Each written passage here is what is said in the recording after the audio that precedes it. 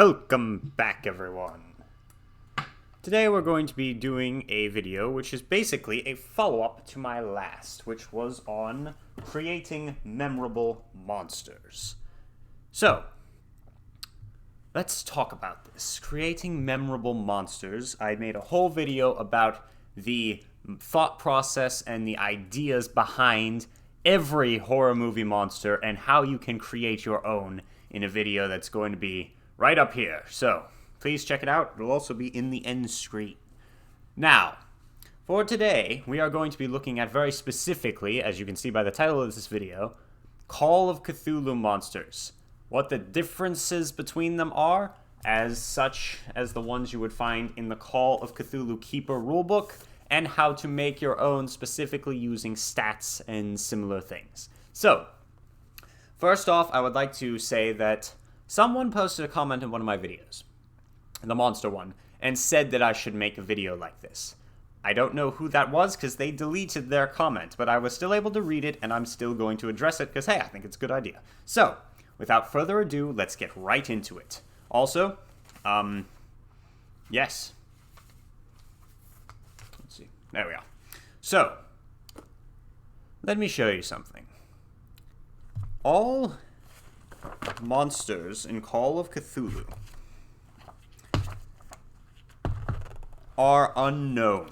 That is one huge thing about all of them, is that your players should know nothing about them, which is one of the reasons why playing Call of Cthulhu with people who know nothing about H.P. Lovecraft is very fun. Now, when you're creating a monster for Call of Cthulhu, you need to understand that monsters are categorized into basically, in my opinion, they're categorized into two factions in Call of Cthulhu specifically. This is not in all monsters, specifically for Call of Cthulhu Keepers. Make sure you understand this. There are two types of monsters. One the players can beat and one they can't. Alright? There are always going to be cultists and deep ones and similar creatures. And then there's Cthulhu and Yog-Sothoth, which no human should have any hope of being able to defeat. I mean, even Cthulhu, even if you drive the boat into him, you know, as they do in the short story, and he explodes, he just reforms. You know, they cannot destroy him in any way. They can temporarily do... They don't even know if they heard it, really. So, yes. A lot of my information can also be found in the Call of Cthulhu Keeper manual, so I highly suggest you go read it.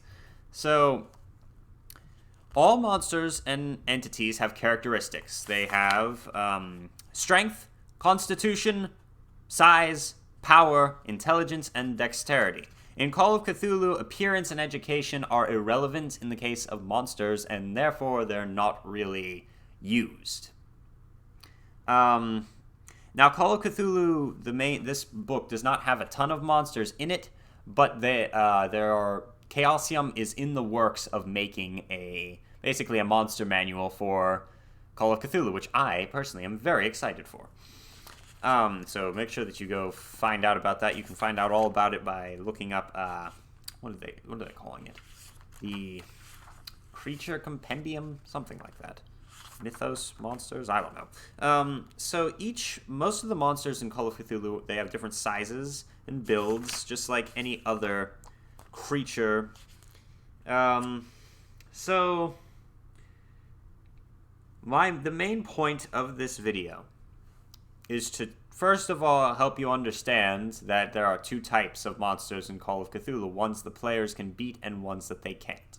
Now, when you're specifically talking about ones that the players can beat, then you need to make sure that they do not have an insurmountable amount of health and, that they can have strange abilities and they can be lethal and deadly, but they need to have not invincible armor, and they should have, 10, 15, 20 even hit points.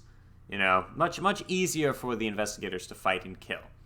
Whereas when you make Cthulhu, in my personal opinion, Chaosium should not have Chaosium. RPGs in general should not even attach statistics to Cthulhu or Nyarlathotep.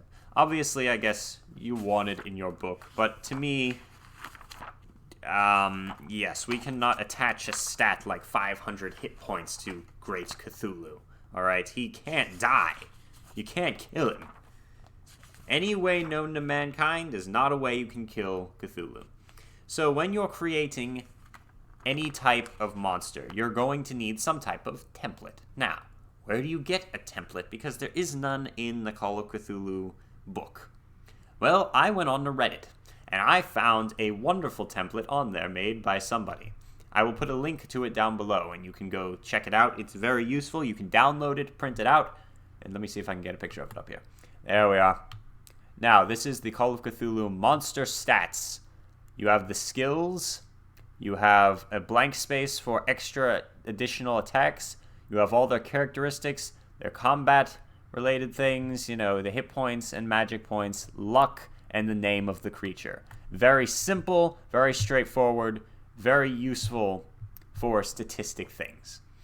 As I said, you're going to create an average for, not for gods. When you make a god, then it's not an average. But in general, in these books, the statistic side of things has an average roll and then shows you what the roll is. So, for example, for a ghoul, their average strength is 80, but it also tells you that you could instead roll 3d6 plus 6 times 5 to get your number, which might end up with a number a little bit smaller than 80 or a little bit bigger than 80.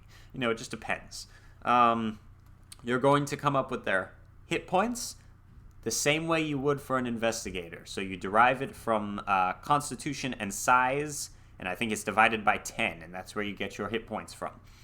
The average damage bonus, or just the damage bonus, which is derived from your size.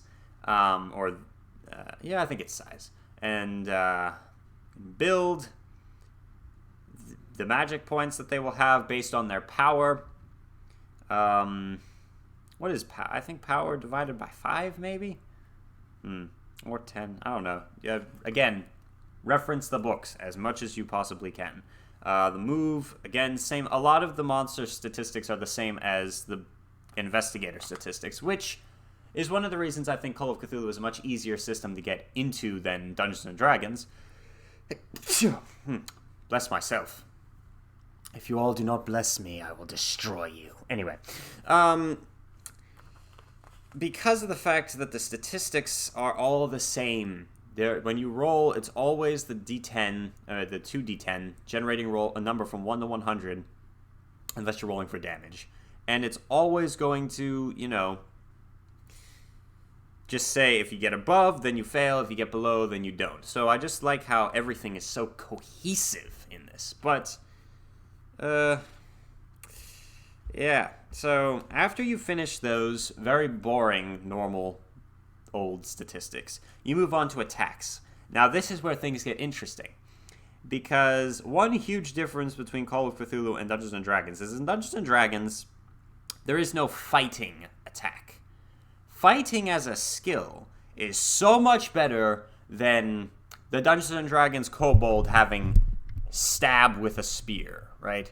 That means that they can only stab when you use the suggested, instruction on the Dungeons & Dragons monster manual, is they have spear, right? And the spear does impaling damage or piercing damage.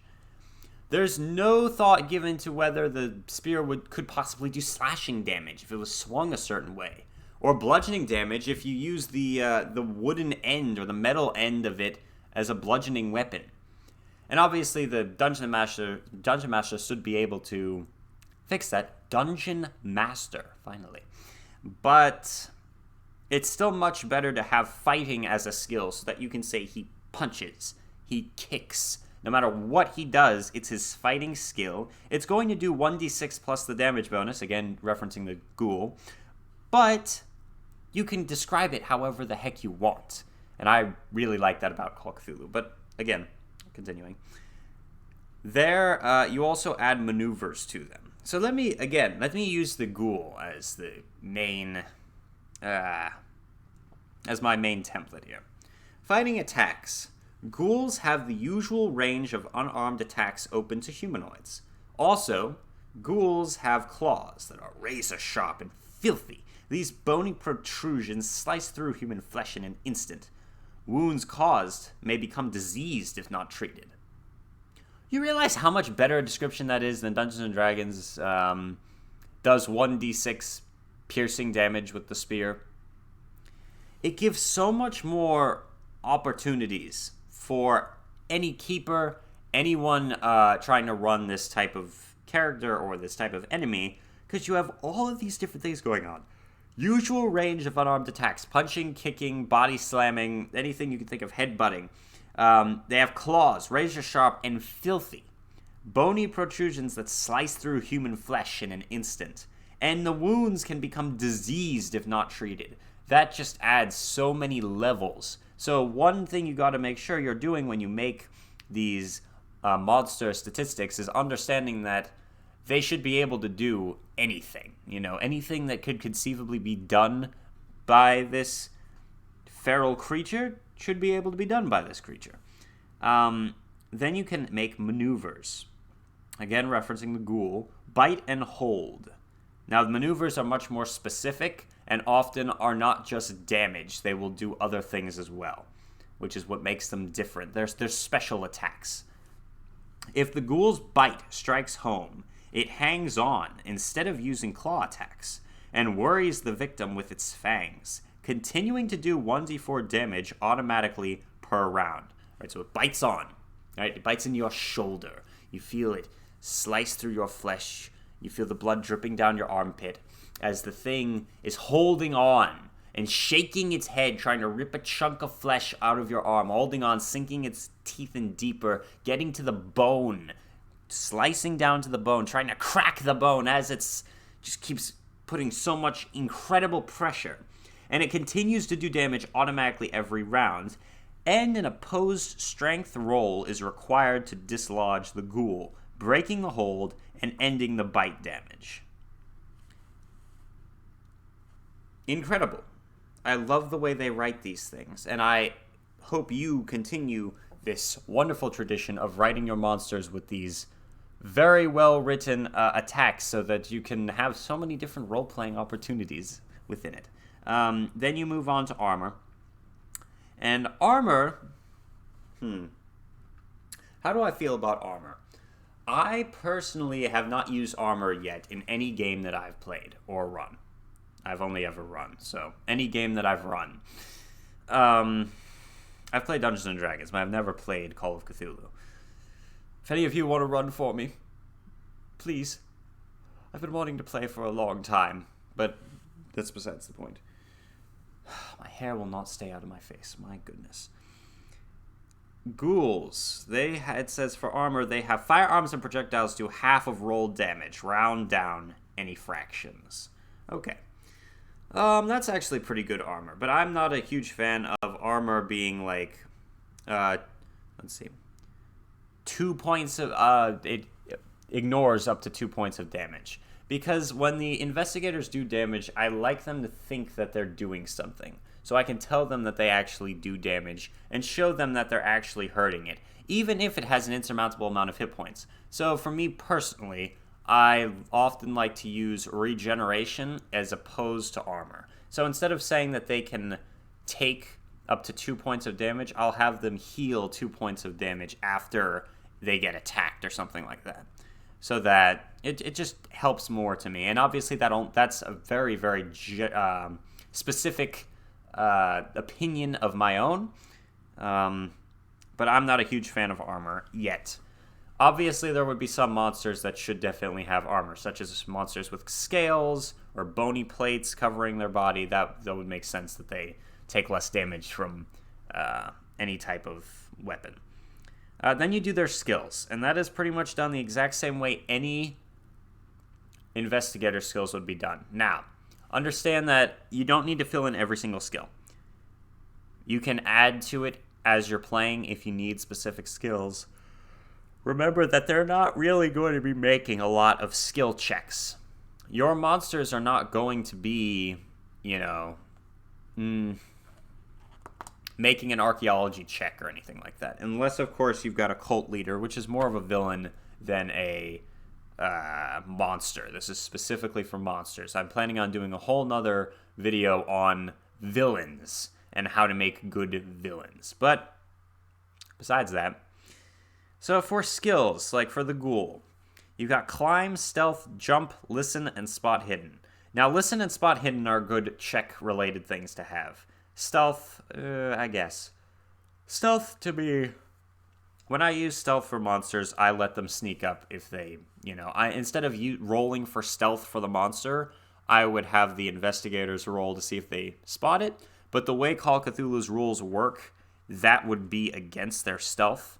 So the stealth is still necessary. So anyway, when you're making this, make sure that you make these things pretty difficult. Like your monsters can't... General humans are puny and weak, like you mortal earthlings. And they are all very... Their skills are very small. They're weak.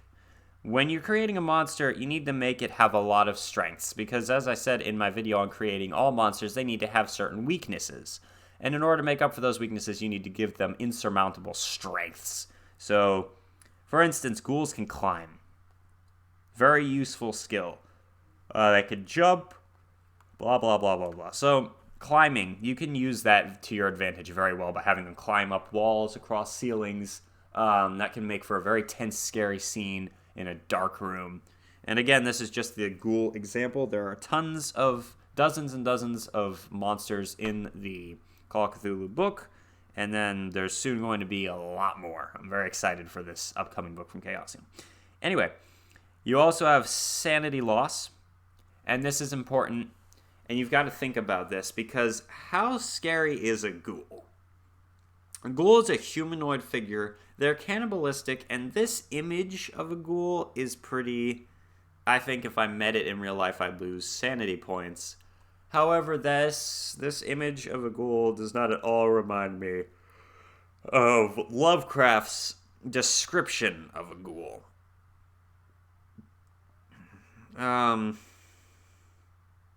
Yeah, so I don't know exactly what to make of that artwork. It's got like nails in it and all this weird. Yeah, I don't know.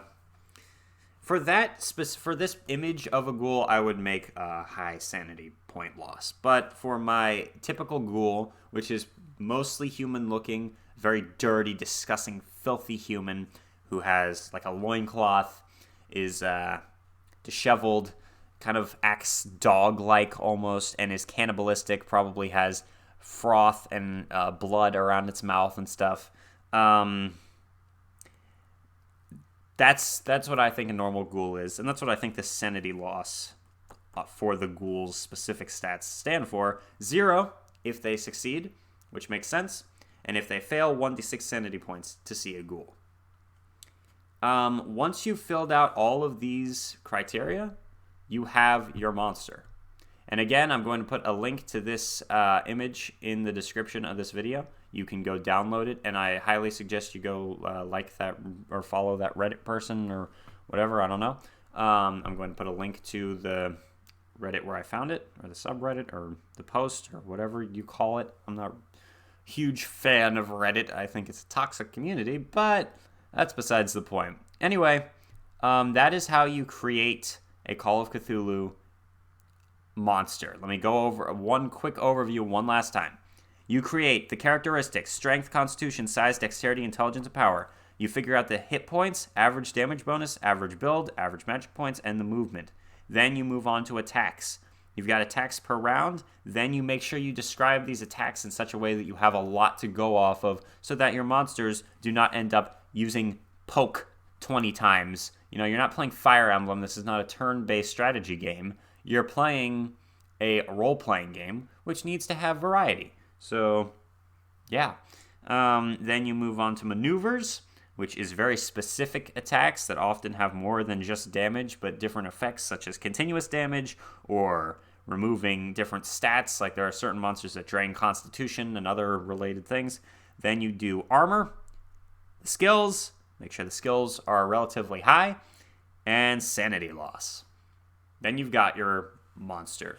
When it comes to alien gods, you also want to write a little bit about if they have a cult or not, according to this Let me find an example. Nyarlathotep. Hotep. Okay.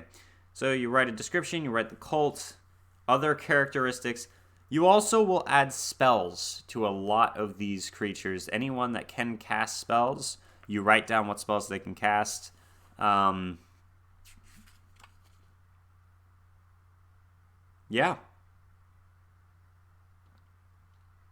So when it comes to making gods, you can just add cult-related things to it. Other than that, making a god is pretty much the same as making an great old one or whatever. It's pretty much the same thing as making a normal monster, except the gods are way more powerful, blah, blah, blah, blah. So, yeah, that is about it for creating monsters. That is not dead which can eternal lie, and with strange eons even death may die. Thank you for watching. If you want to get all the latest tips and tricks that game mastering has to offer, please consider subscribing and stab that subscribe button and watch its blood pour out until it turns gray. Anyway, thank you for watching.